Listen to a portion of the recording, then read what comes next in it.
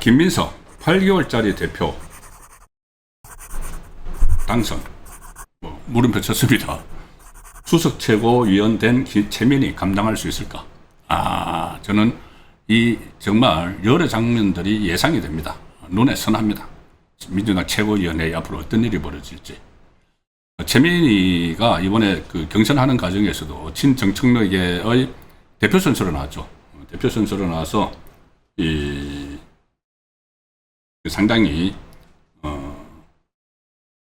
강력한 그런 메시지들을 했고, 전당대회에 어젠가요 서울시 투표하는 그 대회에서도 자기가 입장을 하는데 어떤 중년 남자가 상대방 쪽의 남자가 자기를 밀었다, 그래서 다쳤다, 이렇게 하면서 감정을 지금 막 쏟아내고 있습니다.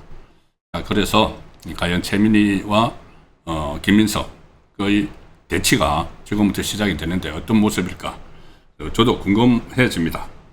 그리고 금방 이제 아까 한 7시쯤에 김민석이 당선됐다고 발표가 됐는데 1시간 만에 김민석이 인사를 했습니다.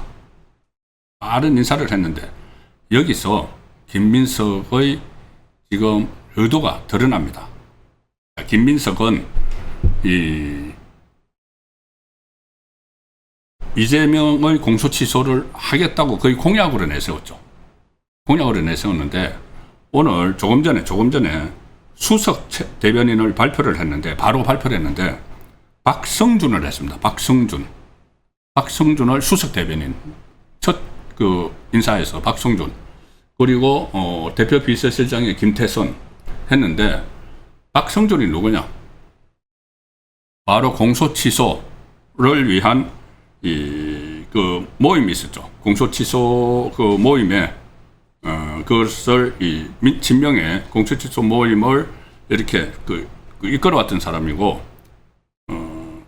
상임 대표였습니다. 공소 취소 모임, 이재명 공소 취소 모임의 상임 대표였고, 아마 기억하실 겁니다.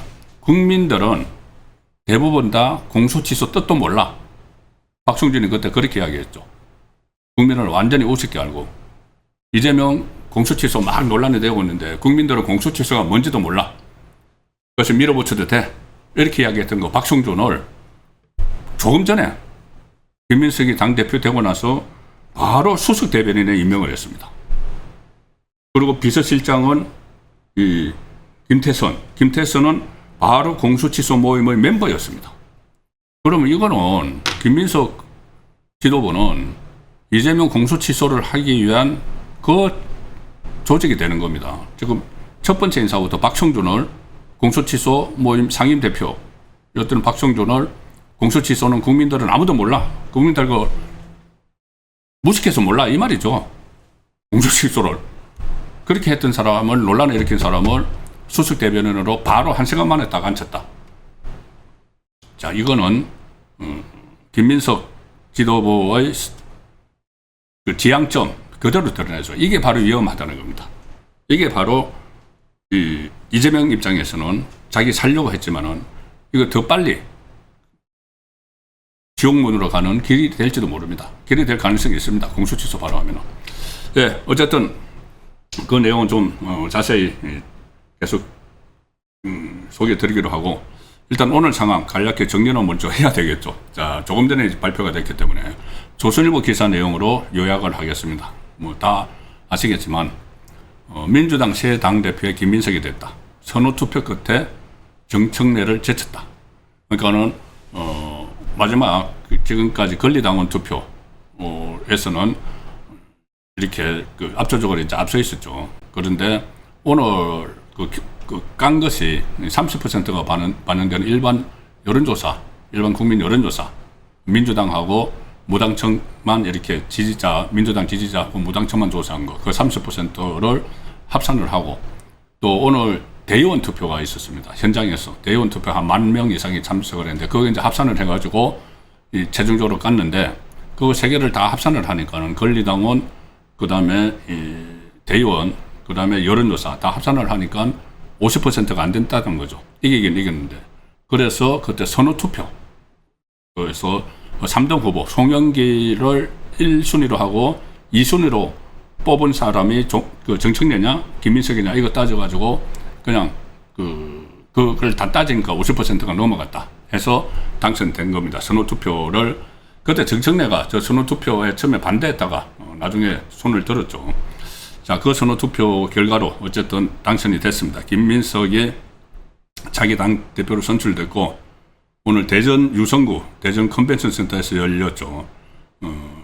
경기 전국 당원대회에서 선호투표 끝에 54.08%, 54.08%를 득표해서 45.92 득표한 정청래 후보를 간단하게 제치고 당대표에 올랐다. 어제까지 국민 여론조사하고 대의원 투표 결과는 오늘 했고, 기존 어제까지 했던 권리당원 투표하고 다 이제 합산을 해서 선호투표제를 적용한 결과 김민석이 정청래에게 88.16%, 이러면 굉장히 상당히 차이가 많이 난 겁니다. 호남 때문이죠. 호남 25%포인트 차이로 따돌려버린.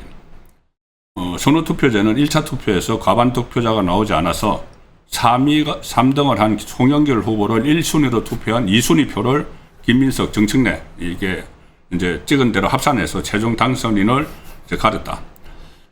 국민 여론조사에서는 정청래가 약간 이겼습니다. 50.7, 그 김민석이 49.3, 그러니까 한 1.4% 이겼네요. 오늘 만약에 대역전, 그런 뭐 기대를 아무도 하지 않았겠지만, 정청래 쪽에서도 하지 않았겠지만, 대역전이 이루어지려면은 이 권리당원 투표에서 워낙 많이 졌기 때문에 호남에서 국민 여론조사에서 한 20%포인트 이상 앞서야지 이길까 말까 했습니다. 정청래가. 그런데 겨우 이제 1.4% 앞섰기 때문에 정청래가 떨어진 거죠. 대의원 투표에서도 김민석이 66.69%, 정청래는 33.31%, 거의 더블 스코어. 대의원들도 거의 이재명 쪽에서 그때 공천을 할 때 이재명 쪽에서 친명 횡재 이렇게 다 공천을 했고, 그 국회의원들이 자기 지역구에 있는 사람들이 주로 이제 대의원이 많이 있고 뭐 그런 상황이니까는 이재명 쪽에 기울어져 있는 그런 구도였죠. 그래서 여기서도 이제 더블 스코어를 이겨서 결국 당대표로 선출됐는데, 자, 조선일보 기사는 김 후보는 향후 2년간 당권을 잡고 이재명 정부 국정 운영을 뒷받침하고 특히 2028년 치러지는 제22대 총선 공천권도 행사하게 된다. 임기 2년입니다. 임기 2년인데 제가 8개월짜리 될 수 있다고 말씀드리는 이유는 그 전에 낙마할 수 있다. 지금 오세훈 서울시장이 1심에서 벌금 1,000만 원을 받았죠. 벌금 1,000만 원, 명태균 씨 관련한 사건으로. 그런데 2심, 3심까지 이게 그대로 확정이 된다면 내년 4월달 재보궐선거에서 보궐선거가 치러지게 됩니다. 물론 거듭 말씀드리지만은 1심이 그대로 확정됐을 경우에, 그런데 김민석은 그대로 확정될 거라고 확신을 하고 그때 경선을 할 때 공약을 했죠. 만약에 그때 서울시장 선거 내년 4월 달에 치러지는 데서 중간평가를 받겠다. 그 말은 서울시장 선거에서 민주당이 지면은 그러면은 자기가 그만두겠다는 이야기가 되는 거죠. 대표직을. 그런데 지금 서울의 현재 민심이 부동산 때문에 이재명 지지율이 서울 지역 같은 경우는 한 20%대까지 오르는 것도 있습니다. 그러면은 결국 내년 4월 달에 그게 만회되기는 어려울 것이고, 다시 가령 이제 대법원까지 확정 판결돼서 오세훈 시장이 선거가 치러지면은 민주당이 이길 가능성이 거의 희박하죠.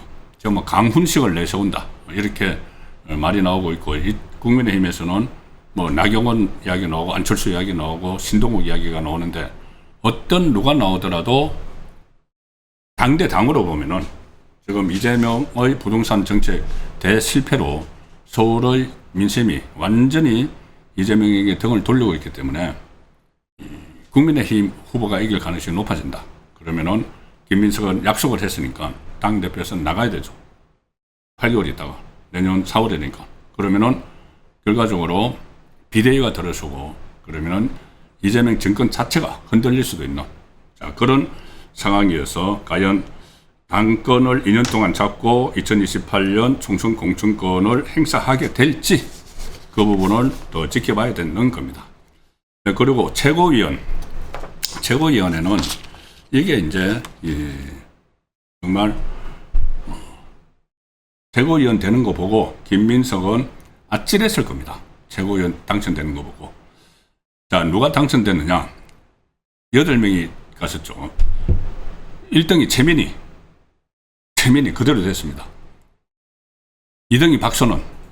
그때 이제 친정청래의 최민희가 수석 최고위원이 되느냐 1등에서 친명의 박선원이 되느냐 했는데 최민희가 됐습니다. 최민희가 1등, 박선원이 2등, 3등이 친명 서미하, 4등이 친청 이성윤, 5등이 친청 한민숙. 자, 김용 떨어졌습니다. 참 말도 안 되는 이야기죠. 1, 2심에서 징역 5년 받고 대법원 확정 판결 앞두고 나와 있는 김용. 김용 이제 붙이기 위해서, 김용을 당선시키기 위해서 오늘 이 꼼수까지 다 썼습니다. 친명계에서 최고위원 경선에 나갔지만은 이제 그 당선권에서 멀어진 김용호, 임미애가 어제 사퇴를 하면서, 막판에 사퇴를 하면서 김용 후보 지지를 선언을 했다. 마지막까지 김용을 밀어주기 위해서 당선권에서 멀어진 두 사람이 어제 사퇴를 해버렸다는 겁니다. 그런데 그동안 했던 권리당원 투표, 여론조사까지 다 마쳤고, 오늘 이제 막판에 한 만 몇 명 대의원 투표가 남겨두고 있는 그 상황에서 두 사람이 김용 지지를 선언하면서 빠져나와 버렸죠. 이것은 그만큼 김용 구하기, 이재명 쪽의 지침에 따라서 김용 구하기에 나섰지만 김용이 탈락했습니다. 자, 이제 김용 탈락했으면 조희대 대법원도 빨리 선고를 해야 됩니다. 부담 없어졌죠. 1, 2심에서 징역 5년씩을 선고받고 그 사람을 대법원 단계에서 그냥 보석시켜가지고, 병보석이 아니고 보석시켜가지고 북콘서트 하러 전국을 다니게 만들고, 지난번에 국회의원 총선 출마한다고 하고, 그러고 뭐 국회의원들 쫙 모아가지고 대법원에 무죄 취지 파기한 상황하라고 막 협박하고, 그리고 이번에 최고위원 경선 나오고, 그러는 동안 대법원은 확정 판결도 안 하고 있었습니다. 이제 6등으로 떨어졌으니까 빨리 확정 판결해서 다시 감옥에 보내야죠. 자, 그래서 어쨌든 김용은 떨어졌고, 이렇게 되면은 친정청래계가 최민희 1등, 그 다음에 이성윤, 한민숙, 결선에 8명 중에서 친청계가 3명이었는데 3명이 다 당선됐습니다. 최고위원회. 이재명계는 5명이었는데 3명이 떨어지고 2명만 당선됐죠. 그런데 수석 최고위원을 뺏겨버렸습니다. 정청래 쪽에. 그런데 지금부터는 이 세 사람이, 최고위원으로 들어간 세 사람이 그냥 친청계가 아닙니다. 이제 정청래는 이번에 떨어져서 힘이 굉장히 빠질 겁니다.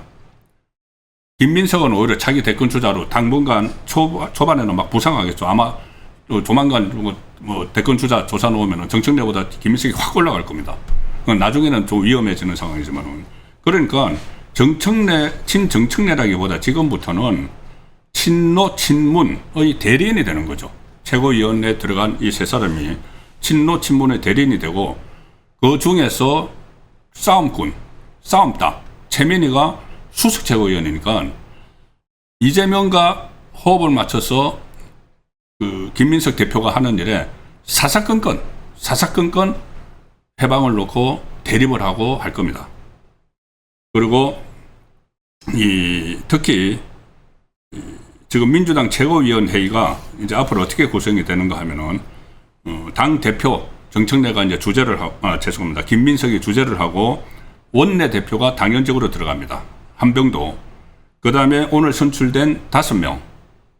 그러면은 7명이죠. 거기다가 앞으로 김민석이 지명하는 2명 이렇게 되는데, 지명직은 별로 힘이 없고, 자, 이렇게 해서 9명이 최고위원회를 하는데 여기서 선출직 5명 중에서 3명이 친노 친문 계열, 그 이재명하고 완전히 대치하고 있는 그쪽이고, 그 중에서 가장 수석 최고위원이 말빨이 세질 수 있는 사람이 바로 싸움딱 최민희고, 자, 투톱해서 원내대표가 있죠. 원내대표가 당연적으로 최고위원 들어갔는데 원내대표가 누구냐? 한병도입니다. 한병도는 그 전에 문재인 때 정무수석을 했죠. 정무수석을 하니까는 이재명 쪽이 아닙니다. 김민석 쪽이 아닌 것이죠. 그러면 원내대표 한병도하고 수석 최고위원 최민희가 또 그 밑에 최고위원 이성윤하고 한민수가 이렇게 김민석을 에워싸면은 김민석이 하는 일이 계속 제동이 걸릴 가능성이 상당히 높죠. 특히 김민석이 지금 가장 1호로 해야 될 것이 이재명의 공소취소인데, 이거 그 안에서부터 굉장히 그 제동이 걸린다. 김민석은 이재명의 공소취소를 위해서 제가 조금 전에 말씀드렸다시피 바로 당선된 지 1시간 만에 수석 대변인의 박성준, 대표 비서실장의 김태선, 그 박성준은 이재명 공소취소 모임의 상임 대표, 그리고 이재명 공소취소 국민들은 몰라, 뜻도 몰라, 여론전을 펼치던 그 박성준을 수석 대변인에 딱 앉히고 친명 공소취소 모임에 활동했던 김태선을 비서실장으로 앉혔습니다. 그러면 지금 앞으로 이 공소취소 몰아가겠다는 이야기죠. 그래서 제가 요즘 며칠 동안 김민석이 아마 당대표가 될 가능성이 상당히 높아졌는데, 이거 앞으로 엄청난 파란이 일어날 수 있다. 실제로 김민석이 몰아붙이면은 이거 역풍이 엄청나죠. 어쨌든 이제 김민석은 당대표가 됐는데, 김민석이 당대표 된 이유가 뭡니까? 그리고 가장 큰 승리의 요인, 동인, 바로 호남 권리당원이죠. 호남 권리당원 몰빵 51만 명, 전체의 33%. 거기서 무려 25%포인트 차로 정치권을 따돌려 버렸기 때문에 그 다음에 그냥 당대표로 당선된 겁니다. 그리고 서울 경기 경선에서 서울 경기가 전체 권리당원이 38%가 있는데 거기서도 박병의 차로 이겼죠. 서울 경기에도 상당히 이 호남 출향민들이 권리당원으로 많이 있기 때문에 결국은 호남 덕분에 이긴 겁니다. 근데 호남이 김민석을 찍은 이유가 뭡니까? 이재명이 몰빵을 했기 때문이죠. 그 전남 강주 행정통합을 하면서 20조 투자하기로 했고, 20조 그거는 정부 예산으로 가는 겁니다. 20조. 원래 대구 경북이 제일 먼저 그 추진을 했는데 대구 경북 그리고 그 충청 그 대전 충남 패싱해버리고 강주 전남에 20조 몰빵했고, 그 다음에 이 반도체 삼성 SK 반도체 400조 800조 이렇게 몰빵을 하기로 했고, 이게 과연 현실적으로 가능한가? 2030년까지 완고.